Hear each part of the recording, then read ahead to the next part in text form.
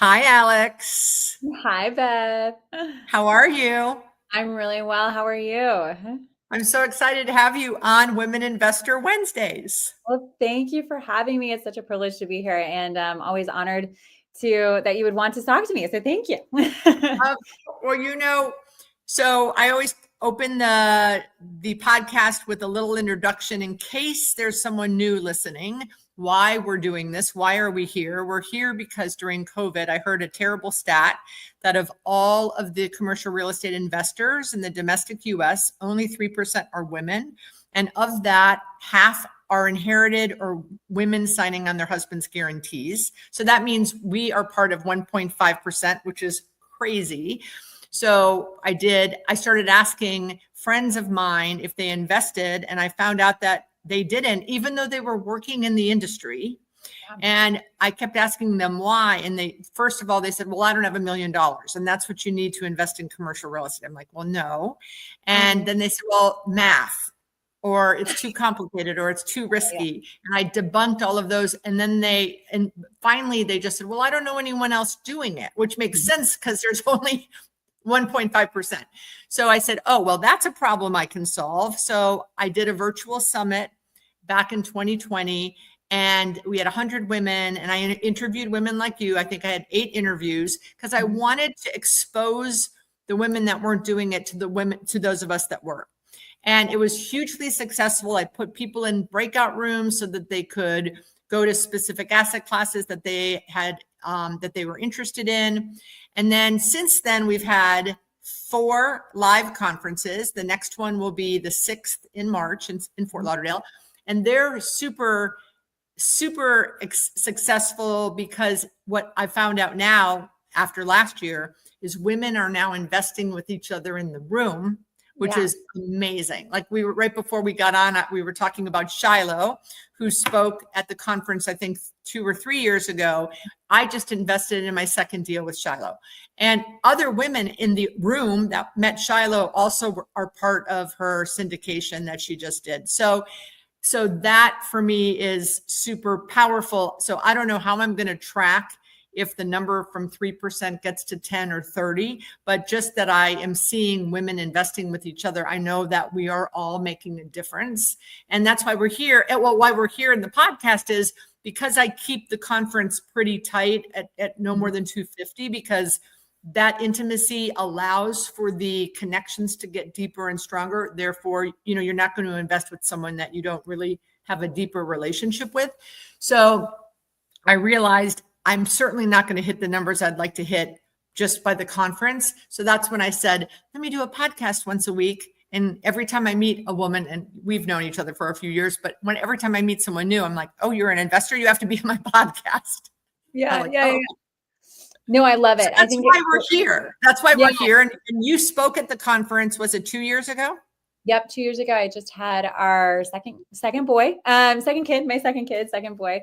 I think at that point he was a couple months old. And so he came with me with my mom, and it was great. So he has no recollection of it, but he's already been there. he was not a female attendee. He was a male attendee. That's okay. That's okay. I'm kind of an equal opportunity. It was so funny. Last year, there were 3 men that were not sponsors that actually attended. And in one of and I'm not a male basher. I love men. I love you guys. It's just that the women, when there are not men in the room, the women can raise their hand and they feel more comfortable to be vulnerable and say something like, tell me again what a cap rate is. And when there are men in the room, they don't ask.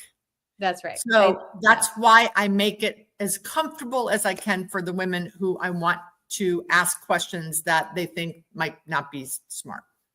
I think that's really important. I think the hesitancy around asking questions is real when you're in a big setting, which is why the intimacy of the conference is really helpful, because you actually get to know people. And I think the approachability of the conference is so wonderful. Like the speakers you have are real people. They're doing real work. They have real projects. It's not a big platform like they're trying to, talk about their 1,000 units that they have. It is really about I'm building this thing. It's a real live project I'm working on. This is what I'm doing, which makes it relevant and applicable. So you can actually, if you're really interested, you can actually have real take home. So that's what I really appreciate about what you're doing.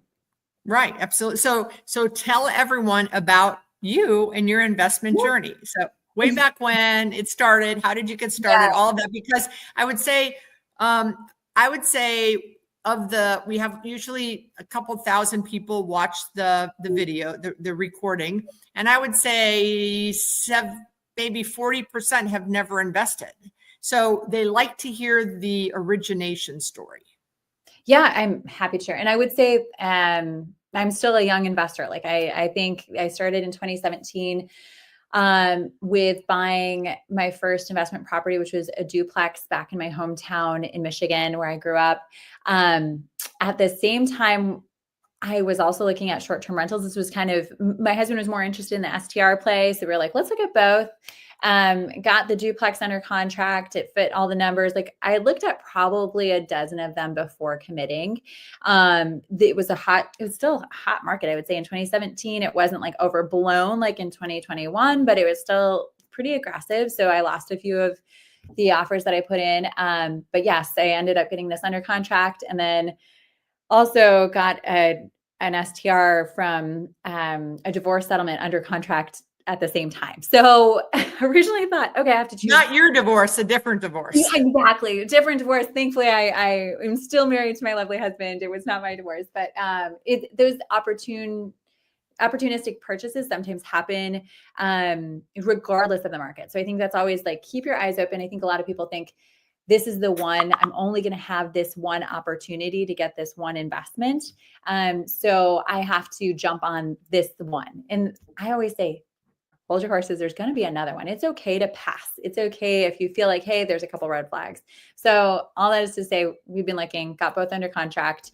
At that point, we had to make a decision. Do we do both or do we do one? So what we ended up doing is we ended up doing both. And it was kind of a play of like seeing which one performs better, which one do we like better as an investment.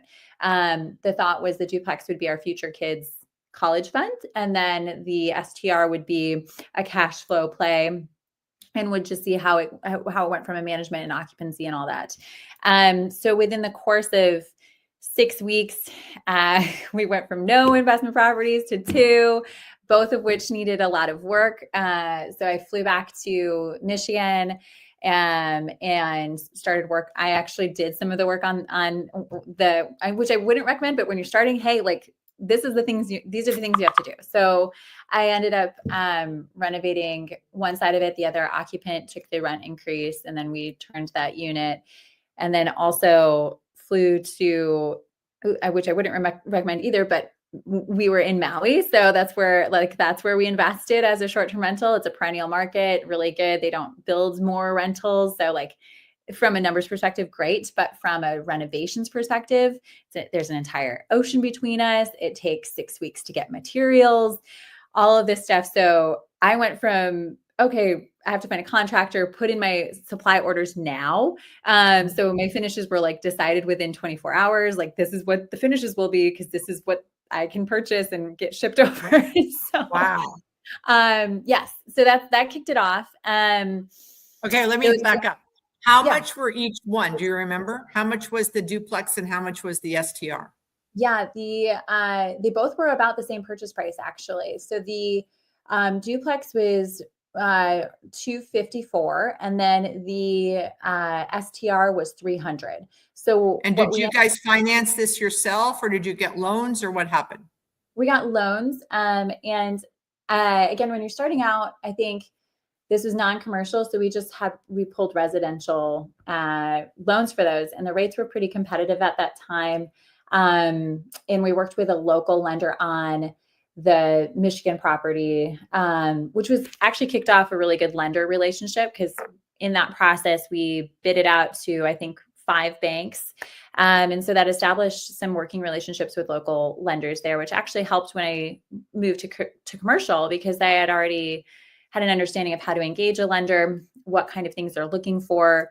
Obviously, this was underwritten not on a performance perspective, but as it was an investment property, it did help the conversation for what it would be used for. And they understood the pre and post renovation value, which fed into the next part of the story, which is I ended up stabilizing both assets, renovating, refinancing, pulling the money out, and then purchasing more investment properties. Okay, so wait. So let's tell the audience that you live in San Fran. So it's not so crazy. Like you're not in Miami flying to Maui, right? You're halfway there, right?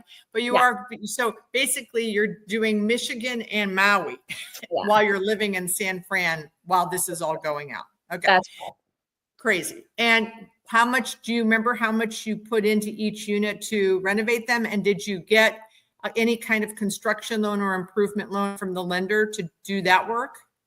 Good questions. For the duplex, those renovations were actually quite affordable. It was paint, flooring, and fixtures. So I think the first one on that duplex, I think I spent just over $5,000 on that had paint, flooring, fixtures. It's a value add class C+, B- product because it's a side-by-side duplex. You're getting people who have to be employed, but it's not your class A product. So you don't have to put a lot into it, but you do have to make it clean, safe, functional, livable, no problems with living there. And then for the Maui renovation, that ended up being just over $30,000 because it was a full gut. We had to do everything in there. Like there was not a surface that didn't need to be touched. And that, which was an interesting thing that we kind of last minute figured out, is doing a 0% APR credit card that was for 24 months. So essentially we put the entire renovation on a credit card for that. Wow. Yeah. Don't do that at home, ladies and gentlemen. I know there's things that I'm like, well, you just live and look. Now, did you both have W-2s? That's right. At that point, I was working full-time, as was my husband. We had W-2s, and we knew from the math that I should be able to pay off that credit card within 6 months of once we get the STR up and running. So for me, that was plenty of room to get the project done and then have a payoff plan for it. So, and did it work out like you planned? It actually did. Thank God. Yes, exactly. So there are some bets you can play that are not that risky. Well, right. Some. And you were at the conference where I stood up and said, look, if you invest 25,000 in someone's LP and you don't have 1,000,000% confidence that you can earn that back if you lose it, don't invest it. So there are levels of due diligence, right? Yeah. So you said I have 24 months to figure this out. So that was probably a good risk to take. And it turned out that it was, but it wouldn't be a good risk to take if it wasn't 0% or right. I mean, so everyone's got to do their own gut check and due diligence, right? Additionally, working full time, we didn't have kids at the time. It was, even if the STR totally tanked, I could still pay this off through my own income that I was getting from my W-2. So do you still own both of them? We do. Yeah, we still own both of them, which is great. I have a sentimental attachment to both. I think that right, for sure you do. I actually have blood, sweat, and tears in both properties because there were. I'm so happy you still own both. I hear these stories, and almost all the time they go, "No, we sold it," and then they follow it with, "We shouldn't have." It's everyone because you need money. Like this is not. You can't just keep putting money out. And we know that commercial, especially, we're not, people that they go to these other conferences and they go, quit your W-2, you're going to, make in distributions. It doesn't happen like that. It is a long-term play. I keep saying that to everybody. This was very intentionally an investment strategy that we had to be counter to the market, to provide us a way that we had some level of control over what the returns would be, because we don't always know what the market returns will be. And I think after those first 2 properties, it was a proof that it could work because we were able to do the buy, renovate, refinance, do it again. So I think that's where, yes, exactly. And I think it doesn't have to be perfect. This idea that you get the perfect BRRRR, it might not be that way. You might have some of your equity in there from the renovations. That's okay. These 2 happened to be perfect BRRRRs, but not every property is like, and it tends to be when you first, looking back, it's like when you first invest, you're so conservative that your first purchase might actually be the best one you do for a while because you're like, you want to be as conservative as you can be because you know you're going to make some mistakes. And as you get further along in the journey, you know you're spending a little bit more, but hey, maybe the location's a little bit better. You know the rents are going to go a little bit higher. You might take you a little bit longer to refinance everything out, but that's okay. Time will heal a lot when it comes to for sure. So okay, so fast forward, that was 2017. So fast forward to 2025, 8 years later. What are you doing? What's your portfolio looking like? What things have happened? Like, go for it. Tell us a few stories, but where are you at? Or do you have 2 more, 10 more, 50 more, 1 more? Yeah. It's only been 8 years. So it still feels, we're still small. Like will be that in the grand scheme of things, still small. We are at 107 units in West Michigan. Yeah. I was, very excited. We passed the 100 unit mark. I'm really, are there like buildings with 30 and 40 units? Tell me you're not doing 107, like 50 duplexes. So we, from 2017 to 2021, acquired 8 total of those 2 to 4 unit, so small residential multifamily.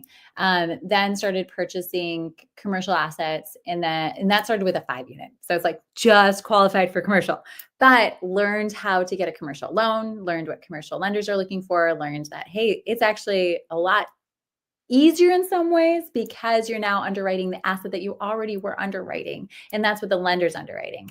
So it's kind of like a breath of fresh air where it's like, oh, you understand what I'm looking at from a lending perspective because you understand this is an investment property. So that was really great. And so then, now we're at 107 multifamily units in West Michigan. Everything is in-house. So I have property management in-house, renovations in-house, maintenance in-house. So do you employ people or are they 1099s? What do you do? Yes, I employ people. It is a huge responsibility. So we've got folks right now. And we're small in the grand scheme of things, but I feel like as an owner, there's a lot of responsibility around having now an employee. What's the staff? What is the team made up of?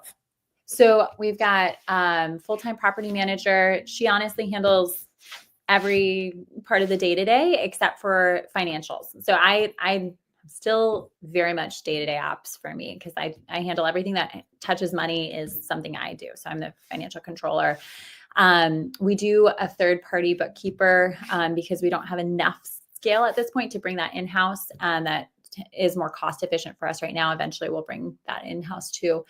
And then we've got our maintenance and renovation team, which has a lead. And then we have a maintenance person underneath that. And then a team that does our demo, paint, and flooring. So 2 guys, so 3 underneath a lead right now. So it's been a wild ride. Like it really has been, I wouldn't recommend it for everybody to do this much level of being involved unless you're willing to be in it day to day. A lot of folks, it works great to do the third party management and do everything third party. But for the level of control and for my business plan, it's like we're doing the BRRRR just bigger. So that control I really do need to have by being for sure. I mean, I have Josie, who's my director of operations. So she and I do all the leasing, the acquisitions, the partner discussions, the refis. If there's a sale, I've sold 3 deals in the last 18 months because 1031 crazy people came to me. Amazing. overpaid, right? I would have never sold those 3. Yep. But we have a maintenance guy that is, he really doesn't work for anyone but us, but he's a 1099. So he's a company. And so if he is sick, he's got a backup. And then I also have a part-time bookkeeper that is a 1099. Yep. When I had 7 properties, we did have a full-time property manager that helped Josie. But then when I sold those 3 assets, she wanted to move to North Carolina. It was kind of perfect. So it's just back to me and Josie. Yep, totally. And to be clear, before we were close to that 100-unit mark, it was 1099 for everything. So I had a 1099 PM, 1099 bookkeeper, 1099 maintenance. Then once the numbers tipped, I could start bringing that in-house because the cost of doing third-party renovations was so high to take it in-house and just have it underneath my CapEx budget made a lot more sense to do that. So when did you quit? So presumably you've quit now your W-2. That's right. Yep. That came in 2021, like middle of that year. At that point, we had just gotten into commercial. And I thought in 2021 that I was going to now start really big, going like 100 units only was kind of what I thought I was going to do. And syndications only was kind of the way that I thought I was going to do it. And to do that, I was thinking, okay, I probably need to scale out of my current where I'm at in West Michigan and focus on a new market because they frankly don't make a lot of 100-unit buildings in my market. Like it's just not, they have either these giant complexes or these small complexes. So I was like, okay, so it's not really there. And so I took some time, about a year, to explore other markets, travel to them, and like see if I could find 1, good properties, 2, the numbers made sense compared to the returns I was used to getting, and 3, that I had confidence in buying in there and got good deal flow. And it just became really clear that for me and my family, like traveling a lot, going to markets I don't know, getting to know them, establishing new relationships with brokers, lenders, LPs, now new property managers and maintenance and all these things was just like not a good fit in the middle of having, I also had started having kids and, you know, all that stuff. So, went back to West Michigan and was like, you know what? There's tons of product between 20 and 80 units and they're well priced and the cap rates make sense and the rental increases make sense. And I know for sure this is what I can get. So went after those hard, and turns out it's good to do what you know. So for sure. Yeah, for sure. So, you know, the lender story that you mentioned also, like I tell people all the time, like, I don't, like when I went to get my first loan, I didn't have any relationships. I felt like it was an uphill battle. And I tell women, go meet the lenders now. Well, I don't have a deal. It doesn't matter. Go meet the lenders now. Find out what they're doing. Do they do the asset that you're going after, so that when you get the asset, then it's the second call or the third call? So you doing that is, reads right into what my book is when I tell people, because it's so important. Because a lot of times, I don't know what the time frame is on due diligence and close in Michigan in this asset class, but in South Florida, it's 30-day due diligence, 15-day close. You better have a lender ready to go that you like and trust, and that they like you. And I mean, they've done like already the background. Yes, it's not dissimilar I think there's a perception that when you go to tertiary markets, you can have a 90 to 120-day close. It really doesn't exist if you want to be a competitive buyer. So that's someone who is a repeat purchaser, who a broker knows they can send a deal, will give them fair pricing, will close on time, does what they say they will do. And that goes back to what you're saying, right? You really do need to establish these lender relationships. And I think the first few conversations you have can feel very intimidating. It helps if you can get a warm intro. So you probably have recommended that before, but people in the industry that you've worked with often want to give you their person. So maybe it's your attorney who helps with formation documents or transaction documents. Maybe it's your actual broker that's you've been doing deals with. They probably have a good handful of people that they are like, hey, these are reliable lenders who stick to the terms they give to close on time. They're gonna be a good advocate for you too. They can give those warm intros. I've also just call down a list of people too, where it's like, these are all people who are local to the area, know this asset class. I know that this is a check size they would write for lending. And I just start introducing myself, and that, that can work too. It probably will take a little bit more, more conversation to get them to a warm place. But yeah, I think but it also helps if you have a one sheet, and I don't know if you do, but like a little, like you and your hubby, and then here are the picture, here's like 10 pictures. We have 107 units. Like, that is better than a cold call, right? Like, hey, I emailed you some information about us, and we're right. So, so broker, you've mentioned brokers a lot. So I presume you have a cadre of brokers who call you on deals. That's correct. Yep. And it depends on your market. You're probably going to get to know the majority of them fairly quickly from the ones that actually do deals. So to find those, I would just take a look at what's closed recently. And that's, again, once you have people in the industry, if you know a lender, they can say, oh yeah, these 5 deals closed recently. And then you can go to who is the listing broker on that. And then you get to know how many deals do they do? And it's more about, are they getting owners coming to them? Are they getting leads? Because that's how you get your leads to purchase. And it might be a one-off residential broker. Like that happened to us too. A residential real estate agent helped us get our one of our commercial deals because they heard about it through someone. And everyone talks when it comes to commercial real estate. Everyone talks, and you should be talking, right? Like I tell women all the time, tell everyone what you're looking for. Mm-hmm. Have a buy box, tell everyone, whether it's at church or at a PTA meeting, or, tell everyone, because you never know where a lead could come from. That is 100% true. Tell everyone when in what you're looking to purchase, when you're hiring, when you're looking for another relationship where it's like, hey, I'm really looking to establish a good relationship with a banker that I can trust. Like someone's going to be like, hey, my brother knows so-and-so who has that's all he does. And I think that's where let people know what you need. Because typically people want to help with an intro because that person that they're introducing is going to get business from it. So that's a great thing about business is it's an engine that feeds itself. Absolutely. So all 107 are in Michigan. Did you ever do anything else in Maui? I did do another one when I was pregnant with our second. It was a COVID.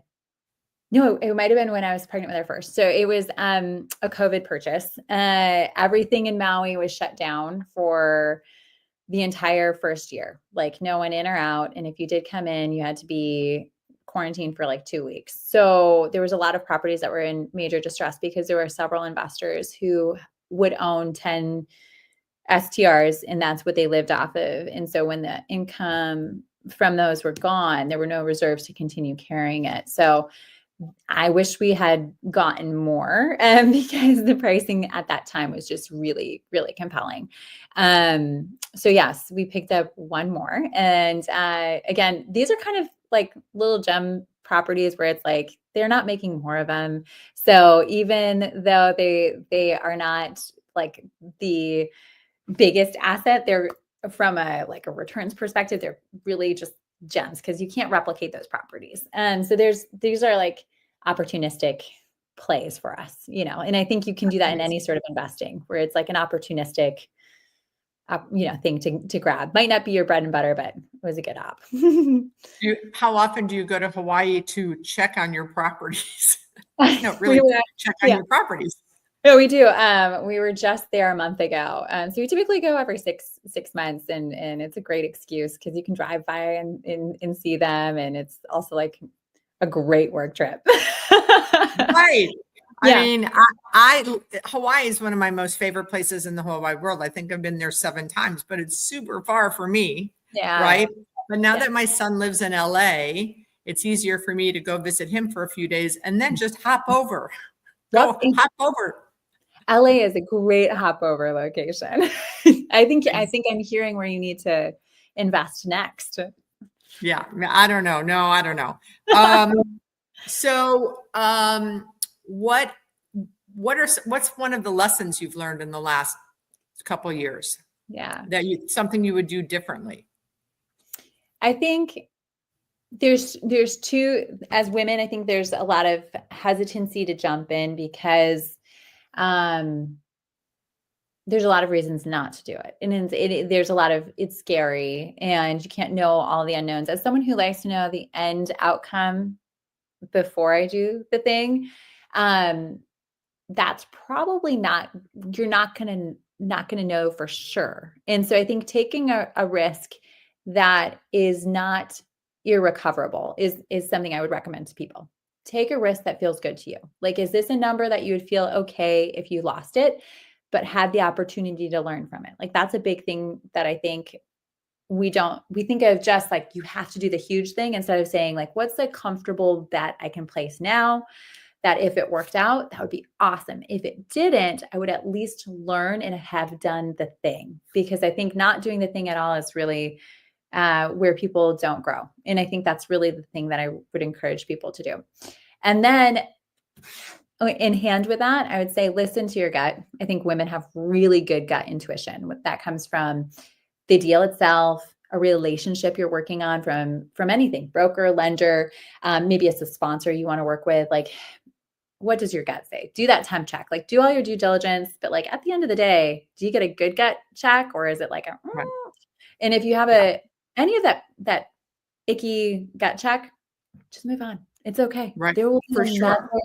thing. There will be another thing. For sure. So partnering, you mentioned syndication. Do you syndicate all your deals, some of your deals, none of your deals? What's the deal? What's the deal on the syndications? What's the deal with syndications? So up until for all of the West Michigan stuff, those are all just owned entirely with our own equity through the Burr model. I've done one syndication, and then as we're looking and getting more opportunities to do bigger deals, I am now considering doing a fund model for like the next stage of my business, just because we're getting bigger deals that make sense. So it's like, hey, this is now a check size I can't personally write right now. So I would, need to co-invest. And so that's where it's like So when you say fund, do you mean you're going to raise like an open-ended fund that people say we're going to give Alex money and then Alex figures out where to place the money, or would it be a deal by deal fundraise? For me and where the business would be growing, I think a fund would work the best for us, because we're a long-term holder. And I really think that, especially with value add product, having an end date on that is really, really tough, because these deals are ones that just get better with time. And it's also so much better for the communities we're building. I really feel strongly on that. I intimately know West Michigan. I grew up there. I know the residents that live in our apartments. Like I think it's something that when you invest for the long-term horizon, your performance gets better, but it's also really a good thing for the residents themselves too. Constant turnover is really not great for ownership or these communities. And in that, we're creating products that when we invest in them, it makes sense. So when we replace the core fundamentals of these buildings, roofs, boilers, parking lots, like these are big investments and only makes sense if you're holding. And in that, it also reduces the risk at the fund level, because now we've got a bunch of value add product that's being bundled together. So when you have the stabilization period, you're now more stable across multiple assets, instead of, hey, this one is, stabilizing. It takes 18 months. You don't have anything returning during that period. So that's what we're looking to establish, is more of a fund. What's the average rent of the average units of the 107, or the range? When we purchase it, they're typically just under $1,000 per month for a 2-bed, 1-bath. And then post stabilization, it's anywhere between $1,325 for more of what we call a silver package, which is a renovated but not all surfaces touched package. And for a gold package, we're just under $1,400. And then something that a lot of people overlook is their utility recapture. A lot of owners, and I typically see those that have third-party management, it's not a line item that they're looking to really figure out, how do we handle this expense? Because it truly is a tenant incurred expense, but we're not recapturing any of that. Because a lot of these buildings have essentially almost every utility covered except for electricity. So we do a property service fee as well to recapture some of that utility cost. And that has been a really big lever for us to pull, because it's not part of base rent.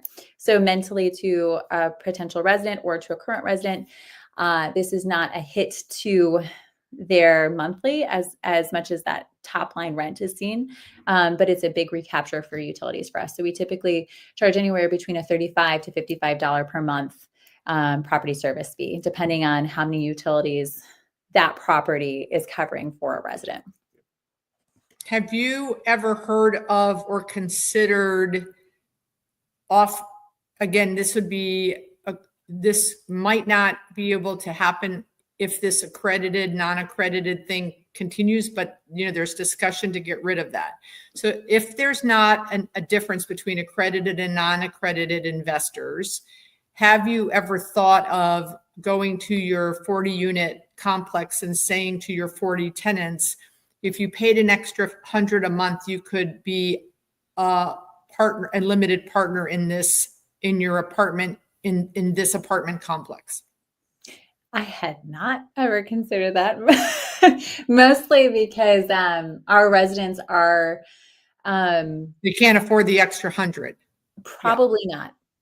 But just keep this in mind, because if you think about it, they stay longer, they'll take care of their units longer, and you have an immediate NOI bump.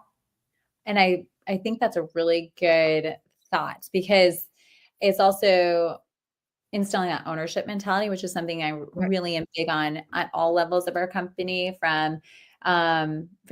I start with our residents, with the wording around what it is to be a resident on our property, because we want them to feel this is their home. And it goes to how you take care of your home, why it's important to do that. And our team does that too. It's a lot of language around how we take care of our properties from the first moment you get on our property. And so I love instilling that in our residents, in a financial incentive as well, because I think it's a very creative way of doing that. I mean, even if it's a 40 unit and it's $50, I mean, you run the numbers, but I think it's an idea as you expand your portfolio, especially if you create a fund. Now they're probably not accredited. So, but there's language in Washington about this. Like, they've already dropped it from 300 to 200. Did you know that? I did. I heard about that. Yeah. So, interesting. So, all right. So we'll wrap this up. Your one piece of advice for the 40% who listen, who have the shekels. I always say, they go, how do I get started? I go, save the shekels. So they have some money put aside, and they want to dip their toe in, but they don't know where to start. What is your recommendation?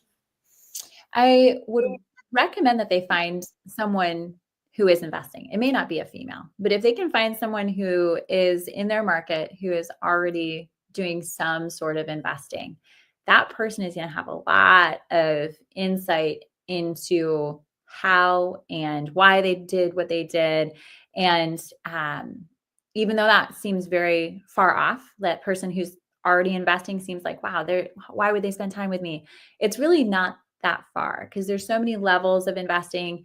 But jumping in is the first part, and you're going to already be ahead of so many people by just jumping in. So someone who is already doing it would really, I think, give you a lot more confidence when you're looking at a deal, and when you're looking at a sponsor. You can run that by someone who's already doing it. I think if you can find that person, that's huge. And so again, let people know, hey, like, I'm really interested in starting to invest in X, Y, and Z, or just this one part, or in this market.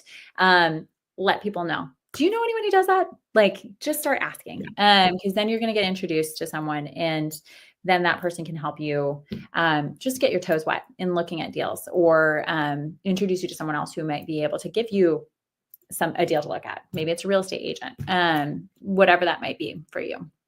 For sure. Tell all the realtors out there, For even sure. if they're resi, because they might know of something, right? Sometimes I've done great deals with residential brokers. It's relationships. And sometimes a wealthy person, like I had someone during COVID, I had an empty Michael's space. I couldn't lease it for the heck of me. I mean, it was like years vacant, and a residential broker sells this young couple that moved from California during COVID. They had 5 fitness facilities in LA. They moved to South Florida, and they want a 20,000 square foot box. This 80-year-old woman, residential, calls me. Yeah. Like she knew nothing, but I return all my phone calls, and she goes, I've got these people. They have 5 fitness studios in California. They want to open one, and they love the Michaels. Yeah. And we did a deal. And what a great lead. So I think don't underestimate where you might meet someone, because it's always surprising. And I hope to be that 80-year-old person in the industry someday. It's like, this is fun at that point. You get to help someone set up their business in a new Michael space, and you get to help Beth. Amazing. Right. Exactly. How old are the boys? So our oldest is 4, and then our youngest is 2. They are the best. Like, just keep you on your toes. They go until they drop, and just took them camping. I love being a boy's mom. Don't you love being a boy's mom? Yes, it is the best. I don't know why people wouldn't want it. It's literally great. It's great. Yeah. Well, Alex, thank you so much for being here and being a guest on Women Investor Wednesdays.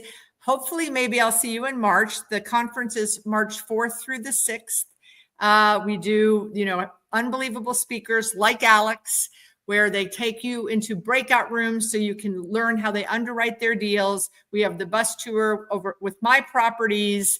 And again, women are investing with women in the room. It's life-changing. So I hope you guys, a registration opened 2 weeks ago. I think we've already sold 80 tickets, and we're only selling 250. So check that out on bethazor.com. Alex, thanks for being here. Thank you so much. Talk to you soon. 200 next year, 200 units. I love that. Yes. Let's do it. Let's do it. All right. Bye-bye.